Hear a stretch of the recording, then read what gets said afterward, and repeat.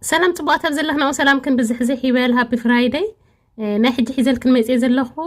ነዘን ኬክ ሰሪሕና ጽቡቕ ዘይንኽእሎ ሰባት ውድእቲ ዝኾነት ኬክ ባዕላት ስራሕ ኬክ ሒዘልክን መጽ ዘለኹ ራእዮ ከም ዝመስል ክጽቡቕ መዓት እዩ ሃፒ ፍራይዴይ ለየ ንኣደም በላቡን እዛ ኬክ እዚኣ ባዕላይ ኣትስራሕ ኣሕዋተይ ናተይ ነዘን ኬክ ዘይንኽእል ኢለክን ተን ኬክ ትኽእላ ሰባት ሕለፍኦ ብዝኾነ ሓርጭ ጌርክን ሰሪሕክን ኬክ ይኾነልክን እዩ ካብኡ ከለኹ ከዓ ደቀይ ቬጅቴብል ኣይበልዑን እዮም ምሽ ብለክን እየ ኩሉ ግዜ ሎማዓንቲ ናይ ቬጅቴብል ሶስ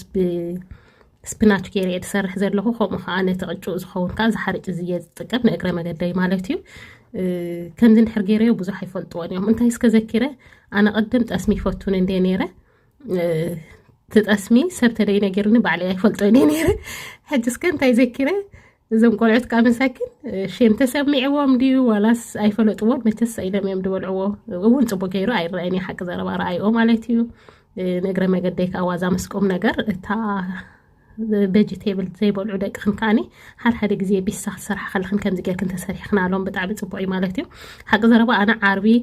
ኩሉ ነገር የሰርሕ እንጀራ ፀብሕታት እየ ዝሰርሕ ነይረ ሎማዓንቲ ግን ዝኾነ ዝዕረ ነገር ስለ ዝነበረ ብገዛይ ብጣዕሚ እዮም ቢዚ ገይሮም ንውዒሎም ስለዚ ብኸምኡ እየ ቢሳ ሰሪሐ ማለት እዩ እምበር እንጀራ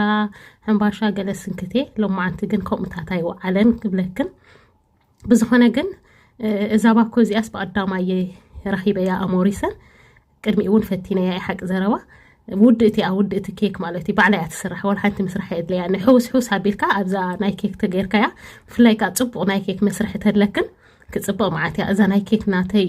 ብዙሕ ናይ ኬክ ኣይኮነትን ናይ ቬጅቴብል ኣብ ኦቨን ዘእትወላ ግን ስቲል ኬክ ሰርሓላ እየ ግን